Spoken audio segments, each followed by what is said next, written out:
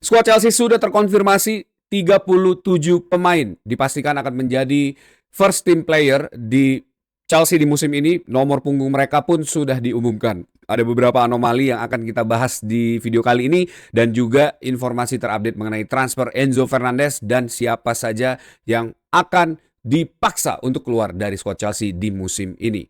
Jadi sebelum gue mulai, jangan lupa untuk klik tombol subscribe, nyalain loncengnya, bantu gue buat sampai ke 20.000 subscriber. Kita mulai aja di berita pertama.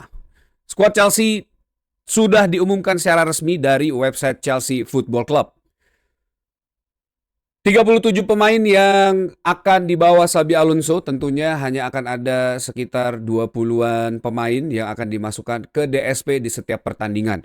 Nama-nama tersebut bukan lagi nama-nama asing, beberapa nama yang sudah sering dimainkan di preseason musim ini. Ada juga pemain-pemain akademi yang bergabung di skuad Chelsea musim ini. Tapi yang menarik di dalam pengumuman ini adalah João Pedro yang menggunakan nomor punggung 9. Tentu ini para fans Chelsea sudah sangat paham mengenai kutukan dari nomor ini ya. Nah, ini juga yang menjadi satu tanda tanya dan banyak juga para fans Chelsea yang mempertanyakan keputusan João Pedro untuk memainkan nomor atau memakai nomor 9 di musim ini. Karena di musim kemarin João Pedro menggunakan nomor 20, gacor banget. Apakah pergantian nomor ini akan menjadi kutukan kembali bagi João Pedro? Pemain yang baru menandatangani kontrak hingga 2033. Ini berarti ketika kontraknya habis, maka umur João Pedro mungkin di antara 32 atau 33 tahun ya. Ini berarti kontrak jangka panjang yang memastikan João Pedro akan tetap berada di Chelsea hingga di penghujung karirnya. Menurut informasi yang beredar, gaji yang diterima oleh João Pedro akan signifikan meningkat dibandingkan dengan gaji yang dia terima di awal musim kedatangannya ya. Mungkin sekitar 170 sampai 180 pound sterling per minggu. Nah, tapi ini belum ada konfirmasi dan informasi valid mengenai berapa gaji João Pedro yang diterima dari kontrak barunya ini. Nah, tapi coba kita lihat dulu siapa saja para pemain nomor 9 yang berada di Chelsea sepanjang mungkin hampir 15 tahun terakhir ya. Nah, kalau di tahun 2008 itu ada Fernando Torres yang menggunakan nomor 9. Ini awal mula kutukan atau mitos mengenai nomor 9 di Chelsea terjadi ya. Bermain 172 pertandingan dan menciptakan 45 gol. Kemudian ada Radamel Falcao, ini juga yang menggunakan nomor 9. Alvaro Morata di era Antonio Conte ya. Dan Gonzalo Higuain. Kemudian ada Tammy Abraham yang menggunakan nomor 9 juga. Ada Lukaku, Aubameyang, dan terakhir adalah Liam Delap. Nah, dari pemain-pemain ini menggunakan nomor 9, penampilannya ada yang turun drastis, ada yang so-so aja dan tidak terlalu wah juga ya. Nah, apakah João Pedro ini akan membreak curse dari number 9 di Chelsea di musim ini? Kita coba lihat. Tapi kalau dari preseason kemarin, apa yang ditunjukkan oleh João Pedro? Gua sebenarnya cukup yakin ini pemain bisa menjadi salah satu kandidat untuk memperebutkan Golden Boots di musim ini ya, bersama dengan para striker lain di Premier League. Dan tentunya kalau tidak ada gangguan cedera, tidak ada faktor lain ya yang mungkin membuat penampilan João Pedro ini drop, gue yakin ini pemain cukup fresh dan juga memiliki skill set yang cukup untuk menjadi salah satu striker paling mematikan di Premier League di musim ini. Tapi apakah dengan hadirnya nomor 9 ini, João Pedro akan gagal membantu sang pelatih untuk memenangkan atau paling tidak menjadi kontender sebagai juara Premier League di musim ini ya. Coba tulis pendapat kalian, apakah ini langkah yang buruk bagi João Pedro atau ya udah kalian nggak peduli dengan semua mitos yang ada mengenai nomor 9 di musim ini. Tulis pendapat kalian di kolom komen di bawah.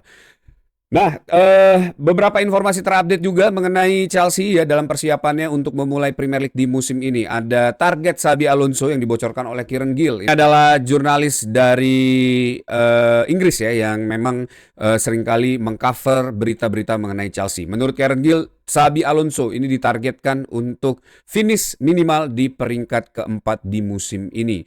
Nah, dengan pemilihan João Pedro nomor 9, apakah nanti gol akan berhenti dilahirkan oleh João Pedro, otomatis Chelsea kemungkinan akan tersendat-sendat mencapai target yang ditentukan oleh Bluco ya untuk finish minimal di posisi keempat.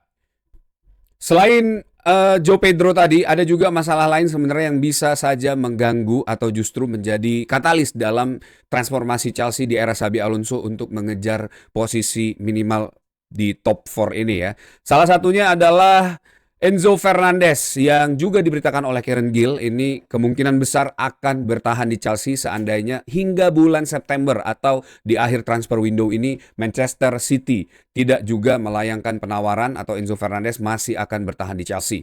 Nah ini tentu kabar baik juga untuk skuad Xabi Alonso seperti yang udah sering gue ceritakan di video sebelumnya bahwa Xabi Alonso juga sangat menginginkan seorang Enzo Fernandez bertahan. Belum ada statement apapun dari seorang Enzo Fernandez. Mungkin gue berharap setelah transfer window tertutup ya, ini Enzo Fernandez bisa mengeluarkan statement. Dan juga menurut Kieran Gill, ini Chelsea sedang mencari atau berusaha untuk memperpanjang kontrak bagi Enzo Fernandez ya, atau memberikan kontrak baru untuk seorang Enzo Fernandez. Tapi diberitakan oleh Fabrizio Romano, Manchester City ini belum berhenti untuk mencoba mengincar Enzo Fernandez. Yang kali ini lebih valid lagi setelah kemarin internal Manchester City masih mencari seperti apa penawaran yang akan dilayangkan ke Chelsea ya untuk menggait seorang Enzo Fernandez karena harga 120 juta pound sterling sangat besar bagi Manchester City ya karena Manchester City tidak ingin membayar 120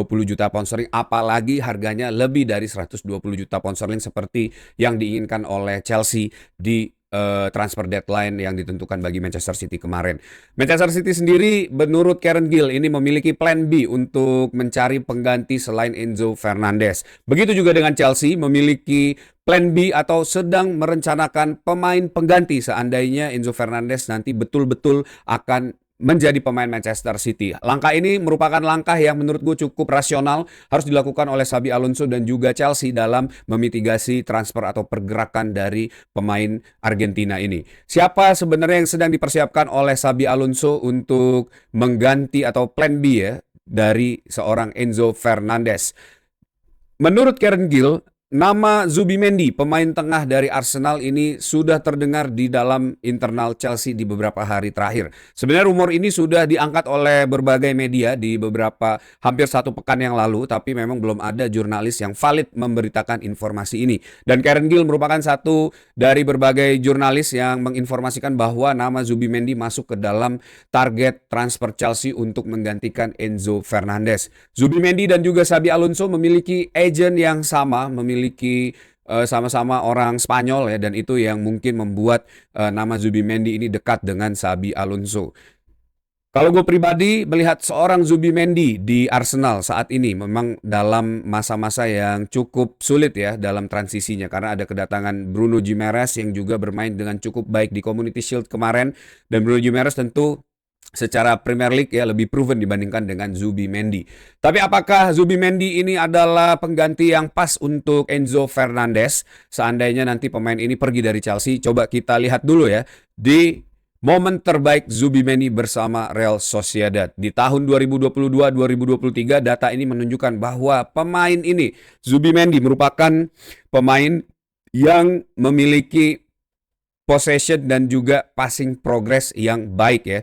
Walaupun secara attacking pemain ini tidak memiliki kontribusi yang cukup signifikan atau impactful, secara defensif juga ya so-so aja walaupun areal defense-nya ini cukup baik ya. Tapi secara possession dan progresi bola, pemain ini bisa disebut menjadi one of the best passer di Real Sociedad ya. Begitu juga kalau kita saksikan permainan Zubimendi di musim kemarin di Arsenal, ini di season Arsenal ya, first half season, tentunya Zubimendi ini salah satu pemain yang memiliki kemampuan dan juga tingkat intelektualitas yang cukup tinggi ya. Tapi memang sayangnya di second half of the season Premier League di musim kemarin pemain ini cukup masuk ke dalam masa turbulence ya, sedikit dipinggirkan oleh Arteta, entah apa yang terjadi atau memang secara sistem ini pemain kurang fit dalam strategi yang diterapkan oleh Mikel Arteta ya. Tapi yang kita ingat pemain ini sempat menciptakan gol indah di FA Cup ke gawang Chelsea ya, dan ini pemain menurut gue memiliki potensi yang cukup baik dalam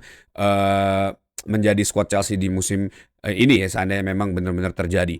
Nah, tapi kalau kita bandingkan nama Zubimendi dan juga para midfielder lain yang across Europe di musim kemarin, ini ada Gavi, ada Joe Neves ya, ada Zubimendi, Valverde, Enzo Fernandez, Bellingham, Declan Rice dan juga Vitinha. Enzo Fernandez menjadi satu-satunya midfield yang berhasil menciptakan 12 gol dari seluruh kompetisi di musim kemarin ya.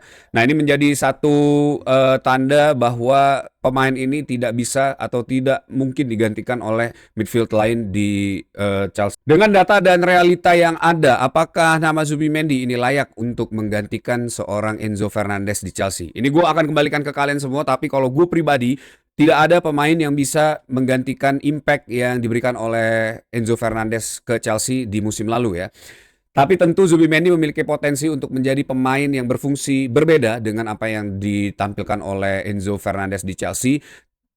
Dan tentu Chelsea masih akan memberikan waktu ya. Kita akan membutuhkan waktu untuk melihat kemampuan terbaik dari seorang Zubimendi. Tapi kalau secara histori ada satu pemain yang dulu berada di Arsenal ya dan akhirnya ke Chelsea dan menjadi salah satu focal point bagi Chelsea dalam memenangkan Premier League, yaitu adalah Cesc Fabregas. Pemain ini yang sempat drop juga di Barcelona sama seperti apa yang terjadi dengan Zubimendi di second half season kemarin ya, dan akhirnya bisa revive kemampuan terbaik dia di Chelsea di bawah Jose Mourinho. Nah, ini apakah akan terjadi juga dengan Zubimendi seandainya nanti akan bergabung ke Chelsea di musim ini ya? Karena pemain ini memiliki kualitas dan juga impact dalam membangun build up play dan juga attacking ya maupun defense di Real Sociedad.